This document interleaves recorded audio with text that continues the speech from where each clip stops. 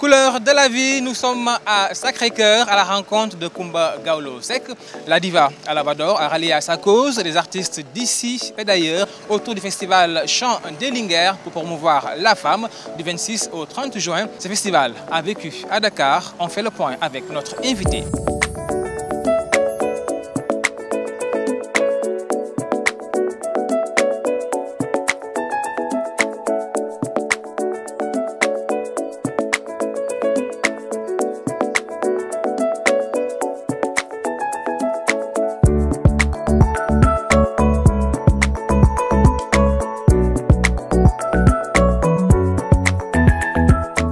Voilà, donc on est arrivé devant la porte des locaux de Coumba Gawlo Seck. C'est par ici. Bonjour. Bonjour, Coumba. Ça va bien? Ça va. En forme? Ça va Très bien. Merci. Merci à vous. Ça va? Ça va bien. En forme? Ça va super bien. Très bien.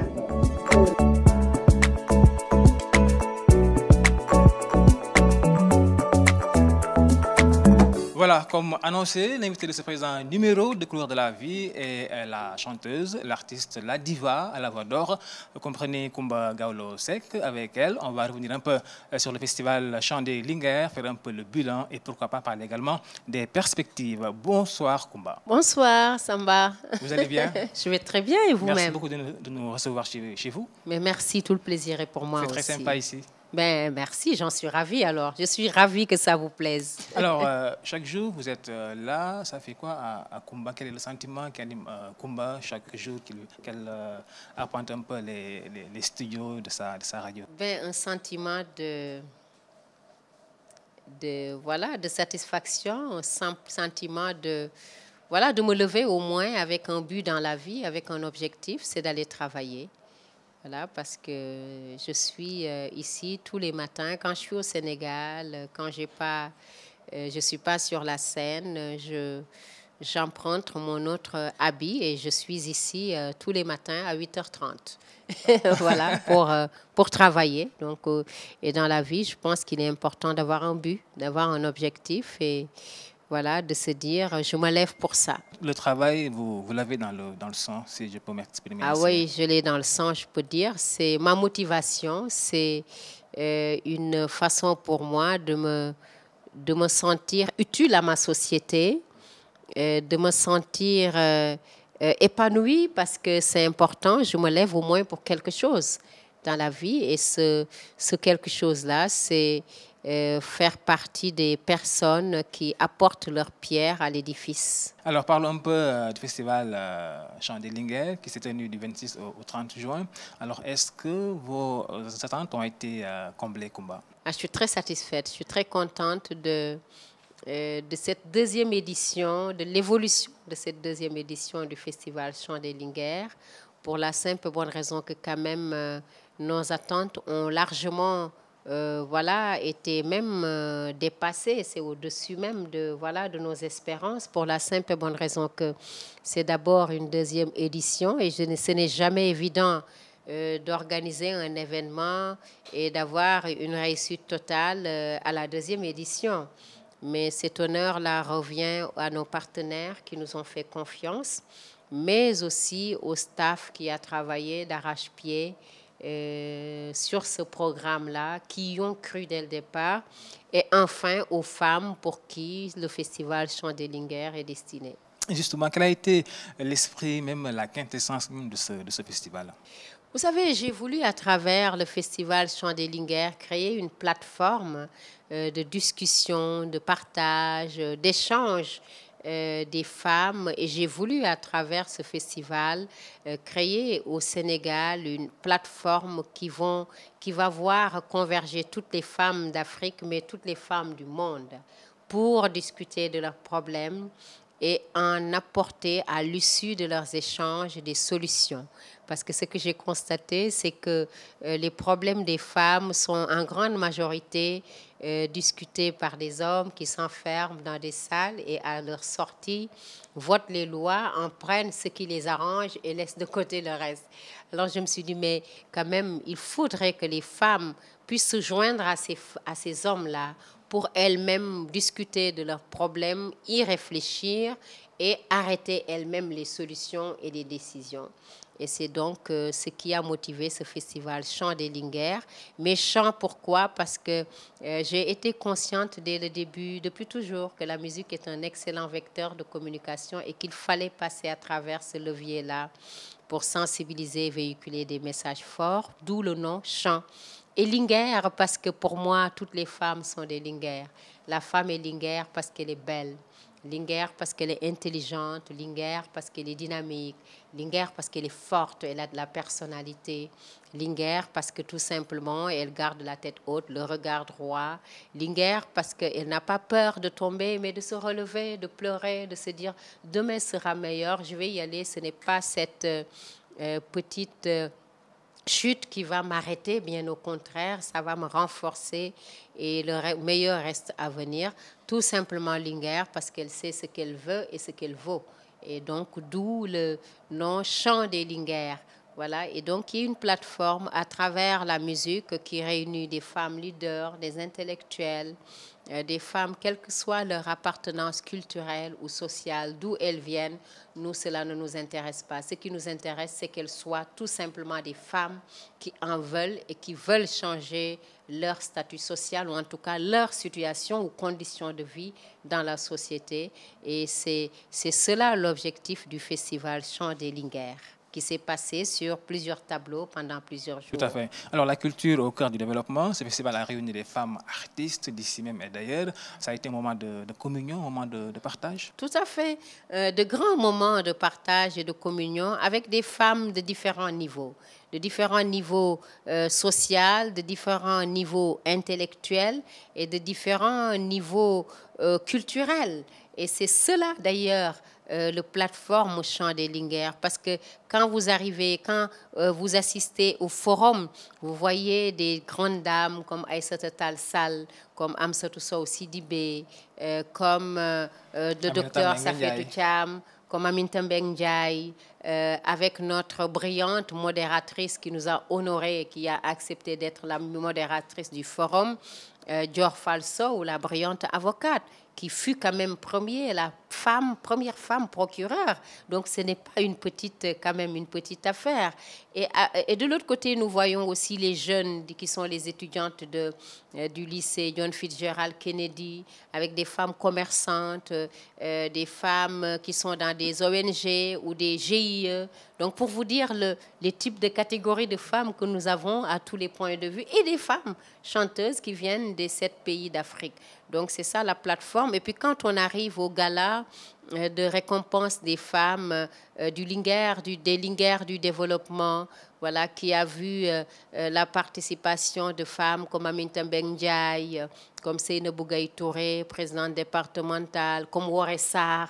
Donc pour vous dire que nous, ce qui nous intéresse, ce sont les femmes qui ont de la valeur, les femmes de combat, les femmes de défi, les femmes de challenge, qui au fil des ans n'ont plus rien à prouver dans leur domaine et se sont tout simplement illustrées de belles manières, voilà, de par leur prestance, de par leur charisme, de par leur dynamisme, mais de par leur engagement dans la société à tout simplement représenter la femme pour le respect scrupuleux de leurs droits. Et enfin, au niveau du concert qui était le volet quand même populaire de l'événement où l'objectif était d'aller dans la banlieue, de parler à cette couche jeune, voilà, de l'importance de sensibiliser sur le rôle de la femme à tout point de vue, voilà, et sur la thématique du dividende démographique et l'autonomisation des femmes au Sahel.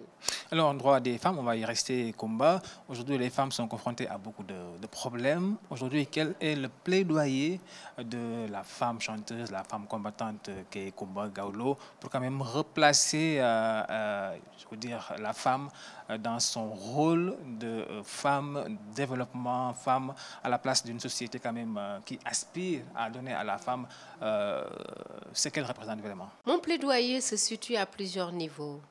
D'abord, il s'adresse aux femmes, parce que vous savez, comme j'ai l'habitude de le dire, nul n'a à venir te sortir de tes problèmes si ce n'est toi-même.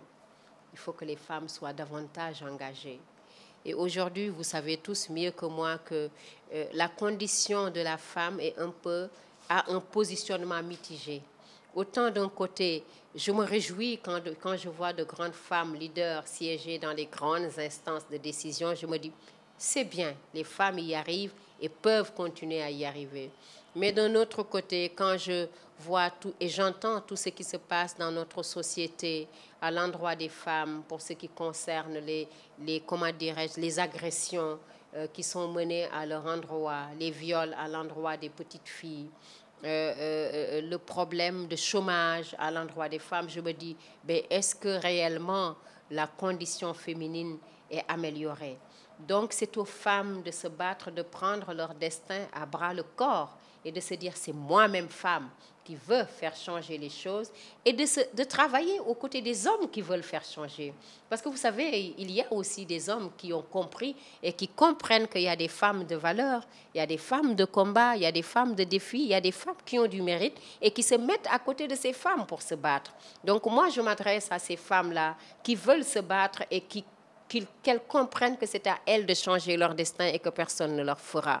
Donc, mon plaidoyer s'adresse d'abord à ces femmes. Et ensuite, mon plaidoyer va s'adresser à nos dirigeants, à nos leaders, qu'ils comprennent qu'il faut miser sur la femme. Et pour miser sur la femme, Samba, il faut miser sur la petite fille. Parce que c'est dès le bas âge qu'il faut amener les filles à l'école.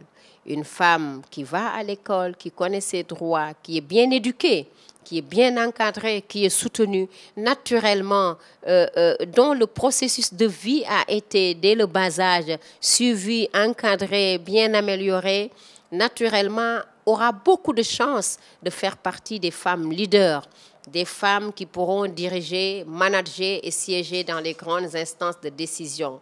C'est pourquoi il est très important que nos dirigeants puissent investir dans l'éducation en mettant en place des instances, des infrastructures adéquates pour l'éducation. L'éducation, certes, pour tous, mais l'éducation en majorité, puisque nous parlons pour des femmes, l'éducation des filles, aussi aux parents pour ne pas marier les filles précocement. Parce que vous savez, le mariage des enfants est un frein à l'éducation. Parce qu'une petite qui est mariée à 12, 13, 14 ans, généralement, n'a pas beaucoup de chances de continuer les études parce qu'il y a un bébé qui arrive derrière. Naturellement, son évolution est stoppée. Donc, naturellement, ça peut être un frein à son autonomisation, voilà, ultérieure. Donc, il faut qu'on encourage les filles à aller à l'école. Enfin, mon plaidoyer va aller vraiment à l'endroit de nos guides religieux, à l'endroit de la jeunesse, à l'endroit des populations. Parce que nous tous, nous connaissons l'impact de la religion dans notre société, quel que soit le type de religion.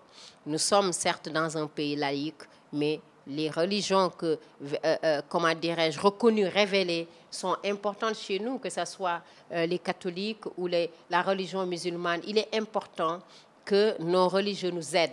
Parce qu'aujourd'hui, la religion a un poids extrêmement fort, lourd, voire même lourd, sur l'évolution des femmes.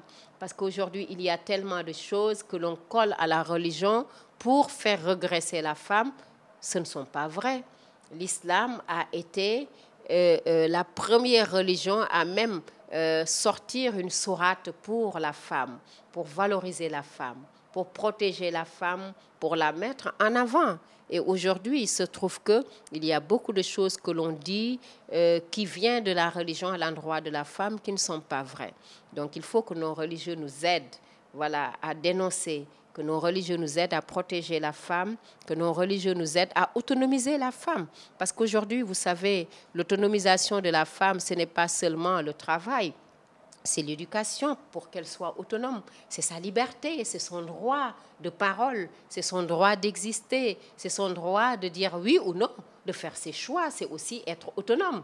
Voilà, ce n'est pas seulement aller travailler, gagner de l'argent, voilà, parce que c'est toute une péripétie, c'est tout un processus pour arriver maintenant à l'entrepreneuriat et au leadership féminin. Donc, je pense que le plaidoyer qui est le mien va à l'endroit de toutes ces étapes-là de la vie, de toutes ces composantes de notre société pour vraiment l'épanouissement de la femme. L'épanouissement de la femme, on en parle, Kumba Gawlo. Alors aujourd'hui, les femmes sont victimes de viols. Il y a même des voix qui se sont élevées pour réclamer la criminalisation du viol. Quelle est en tout cas l'avis, la position de Kumba dans cette problématique? Mais je rejoins ces voix. Je rejoins ces voix et je me réjouis du fait que le président de la République ait adopté la loi, si je ne me trompe, pour la criminalisation du viol. Cela aurait dû être fait il y a bien longtemps, puisque le viol a toujours fait partie de notre société, voire même l'inceste. Mais bien qu'il y ait cette criminalisation du viol, mais il y a quelques jours de cela, en suivant l'actualité, on voit un imam ou un maître coranique violer des petites filles de 4 ans. Ce sont des malades. Ces gens ont besoin d'être soignés. Ces gens ont besoin d'être encadrés parce que quand même, il faut être malade pour avoir un penchant sexuel à l'endroit d'une petite de 4 ans ou même plus. Donc aujourd'hui, il est urgent de sanctionner. Il est urgent de sanctionner de la manière la plus lourde, de la manière la plus forte, de la manière la plus efficace pour que cela cesse. Il faut aussi que dans nos familles, les parents, surtout les mères de famille, aient le courage de dénoncer. Parce que ce qui se passe, c'est que les mères de famille ne dénoncent pas. Aujourd'hui, il y a beaucoup de cas d'inceste dans les familles populaires, dans la banlieue.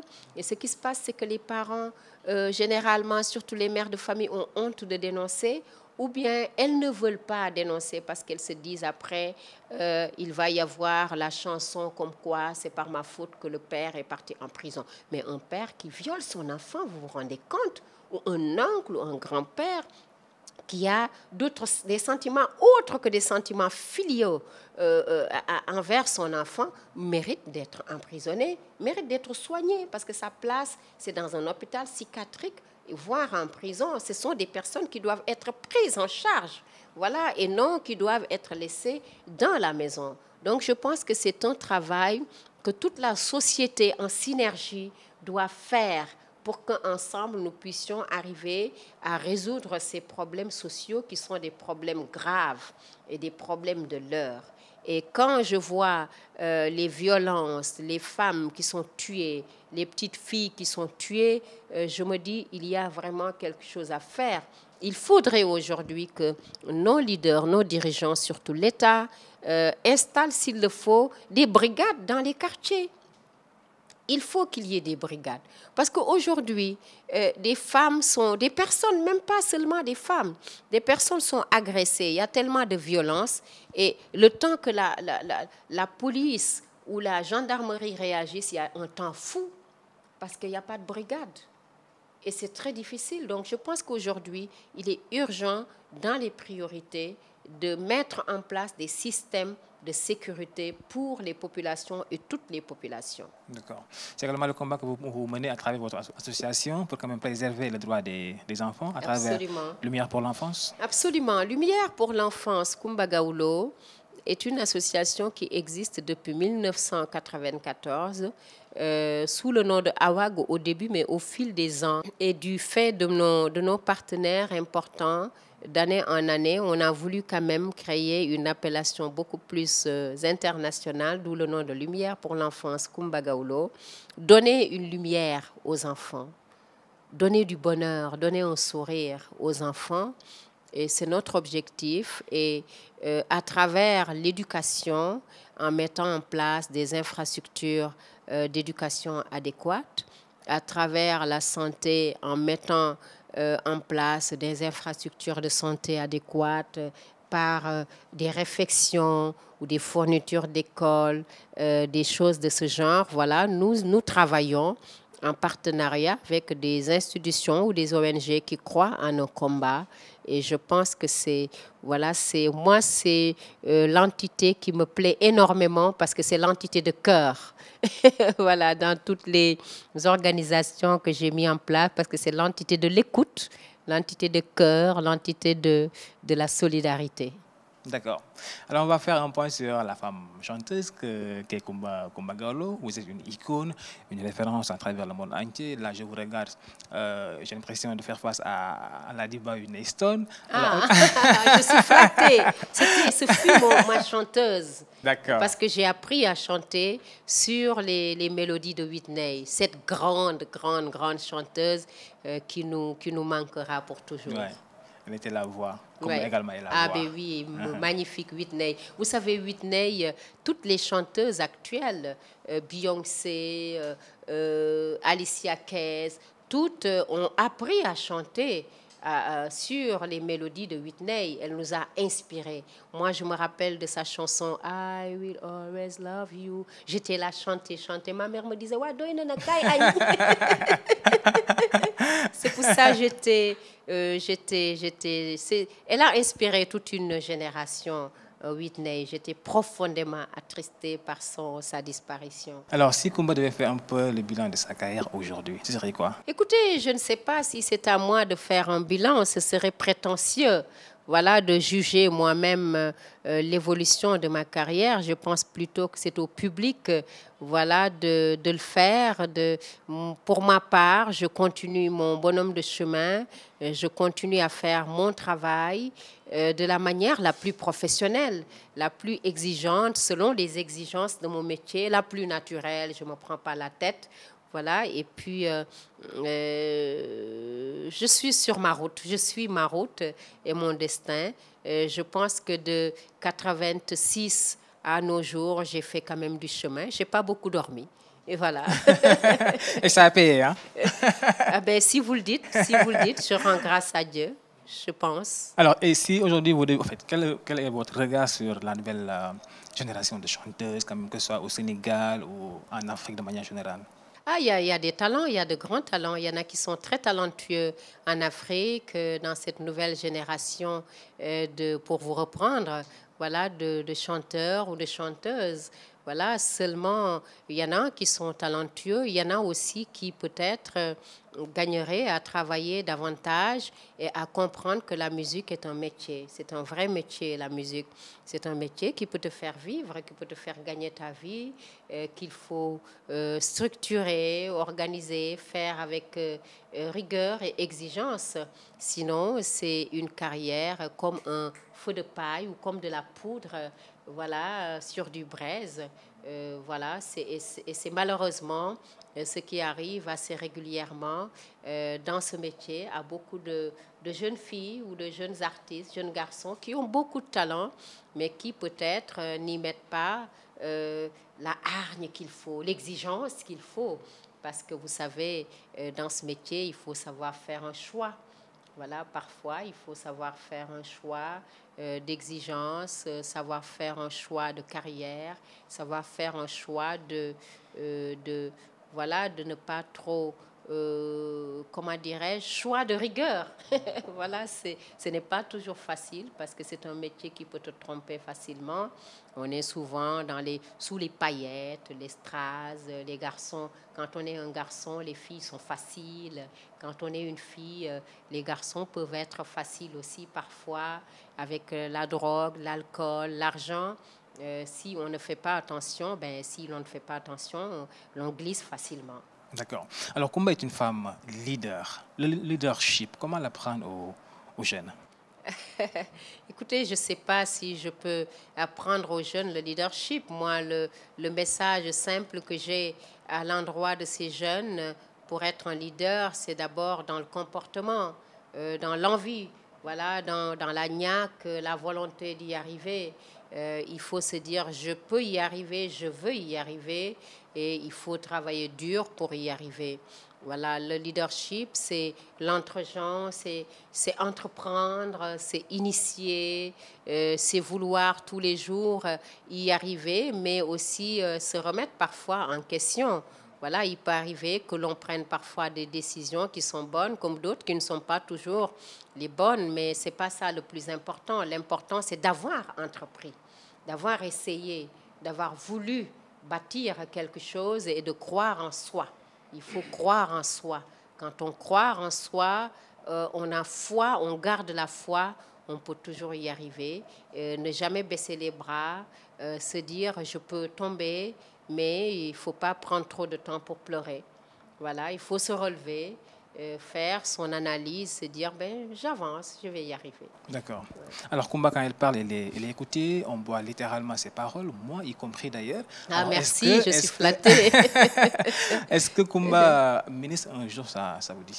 Oh, écoutez, vous savez, moi, j'essaie de rester moi-même en défendant les valeurs auxquelles je crois, le développement de l'Afrique. L'Afrique est un continent fabuleux. L'Afrique est un continent magnifique, mais un continent très difficile. Notre pays, le Sénégal en particulier, c'est un pays où l'on peut faire des choses extraordinaires et tous les jours, nous voyons des hommes et des femmes de défis, de combats qui se lèvent tôt, qui se battent dur pour y arriver, à l'image de toutes ces femmes linguères du développement, à l'image de cette femme Fatmata Sabali qui est dans sa zone rurale là-bas, voilà, mais qui a réussi à faire des choses extraordinaires au fil des ans, pourtant qui était inconnue et qui ne demande même pas de la reconnaissance, qui est juste satisfaite du travail qu'elle fait pour son pays, pour sa population, pour sa société, pour son village, à l'image de toutes ces autres dames que Chandelinger a relevées un soir, voilà, a voulu montrer à la face du monde. Voilà, et parfois, cela peut être très, très difficile parce que malheureusement, en Afrique, quand vous êtes 10 à travailler, il y en a 20 qui sont là, voilà, à vouloir couvrir le trou que vous êtes en train de creuser, le puits que vous êtes en train de creuser pour que tout le monde puisse boire cette eau-là, parce que c'est pour le bien de toute une population. Parfois, ça peut être difficile. Parfois, cela peut être lassant. Parfois, cela peut même être douloureux. Voilà. Mais pour moi, l'important, c'est d'y croire, de se dire, ben, écoute, moi, je ne vais pas me laisser désorienter de mes objectifs, de mes ambitions, de mon envie de faire bouger l'Afrique par une bande de méchants ou de jaloux ou de personnes qui ne veulent que personne avance et qui ne veulent pas voir l'Afrique briller ou faire rêver. Donc, du coup, moi, je fais partie de ceux-là qui croient que l'Afrique est magnifique, qu'il faut se battre dur pour y arriver, faire changer les choses, faire bouger les lignes, comme j'ai l'habitude de le faire, de le dire, pour que les jeunes croient davantage en l'Afrique, que les jeunes ne continuent plus à prendre les pirogues pour partir, même si c'est difficile, pour que les femmes continuent à croire en elles et se disent « je peux faire partie de celles qui font changer les choses », pour que les enfants se disent, au lieu de copier les occidentales, Beyoncé, Rihanna et autres dans des valeurs qui ne sont pas les miennes, je peux aussi m'inspirer d'une Soda Mama Fall ou d'une Harmbaye Madiaga ou d'une Aline Sitoé Diatta ou d'une Mame Diarra Bousso ou de nos valeureuses linguères qui sont courageuses et fortes parce que l'Afrique est magnifique. Que nos leaders aussi comprennent que les jeunes, certes, doivent croire en l'Afrique pour rester travailler, mais c'est à eux de bosser. C'est à eux de leur donner des opportunités et qu'au lieu d'investir de gros montants, des sommes énormes sur des choses inutiles, voire futiles, qui ne sont que politiques, il faut créer des emplois, créer des usines pour que les jeunes travaillent, créer des espaces où les jeunes pourront travailler. Il faut renforcer la sécurité des populations. Il faut investir sur l'éducation parce qu'en mettant en place des infrastructures d'éducation importantes, il faut faciliter l'accès aux soins, à la santé aux populations, parce que quand on voit des femmes dire « mon enfant a été retenu par tel hôpital parce que je n'ai pas payé », alors que dans d'autres pays développés, les soins sont gratuits, donc il y a vraiment du boulot, quoi. Il y a du boulot et il y a à faire. Et moi, j'essaie juste d'apporter ma pierre à l'édifice en faisant de mon côté ce que je peux faire à travers ma voix d'artiste chanteuse, à travers leader d'opinion, ce que je peux faire en parlant à ces jeunes, en parlant aux femmes, en parlant aux parents, en interpellant nos leaders sur l'essentiel. Voilà, et en le faisant aussi à travers ma musique et mes chansons, c'est juste mon combat. Maintenant, si demain ou un jour ou l'autre, mon pays juge que je suis utile sur d'autres tableaux, avec une autre casquette, si cela peut faire avancer mon pays, écoutez, je n'hésiterai pas parce que moi, je serai prête à donner mon sang pour ce pays, pour que les choses changent, pour que les mentalités changent, pour que l'on puisse avancer, pour que les gens qui rêvent, qui sont des rêveurs comme moi, qui sont des idéalistes comme moi, qui aiment ce pays, qui aiment l'Afrique, qui y croient dur comme fer, ne se découragent pas, parce qu'à force de recevoir des coups, des bâtons dans les roues, des choses qui n'avancent pas, on peut finir par baisser les bras. Mais tout simplement pour que ces gens-là continuent le rêve et gardent le flambeau, ça, je suis prête à tout pour cela. Tout à fait. Merci, Kumba. C'est moi qui vous remercie. L'Afrique et ses valeurs, j'avais envie également de vous dire que vous êtes magnifique avec votre peau noire, là. Oh, alors, qu'est-ce que merci. vous avez envie de dire aux jeunes Sénégalaises, quand même, qui se dépigmentent la peau? De rester elle-même. Vous savez, il faut être fier de soi-même. Il faut rester soi-même. Il faut être vrai. C'est important d'être vrai. Et il faut que les parents encouragent leurs enfants, leurs filles à rester vraies. Il faut que les femmes qui sont dans un couple et que ton mari qui t'a vu, qui t'a connu, qui t'a dragué noir, dans le couple te demande de t'éclaircir la peau et la personnalité de refuser parce que tu m'as connu noir. Il faut tout simplement rester fier de soi-même. Black is beautiful. Tout à fait. Voilà. Absolument.